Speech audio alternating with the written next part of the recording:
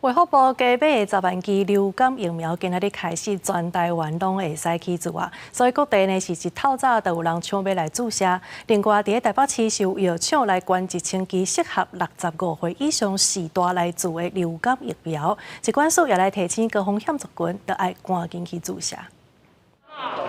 今天的流感疫苗号码卡拿完了。10月中背排柜牌伫柜台等挂区满面的期待，因为疾管署紧急购买10万剂公费流感疫苗，伫2月20正式开始注，透早就出现抢注的人，像讲台北市联合病院早起100张号码牌1点钟内就扫完啊，还佫有袂少人等无。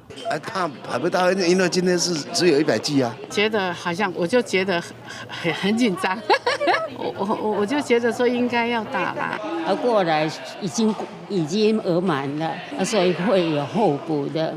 他说你就等一等。要民众6点就开始走来排队，因为流感疫情也搁伫高峰。这届因为开始做的对象是11类高风险的族群，药厂嘛特别捐赠1000剂含组织的流感疫苗，专门提供给65岁以上的长辈来注。主要是施打在65岁以上的长者。那因为佐剂疫苗它会对我们的人体产生的那个抗体数量更多，那持续力会更久。那因为长者的免疫力本来就比较差，那这个会对长者的那个抵抗流感的一个效果会更好。医生嘛提醒，即马自拄好会当赶到228廉价的尾班车，加一个保护力。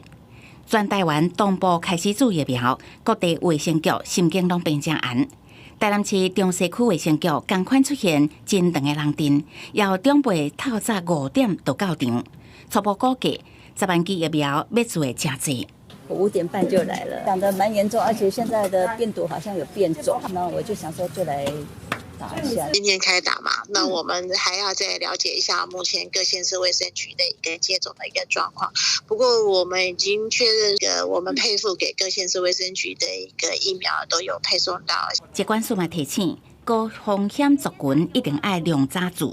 另外，今年10月要新一波流感疫苗，互防疫未中断。公司新闻采访报道。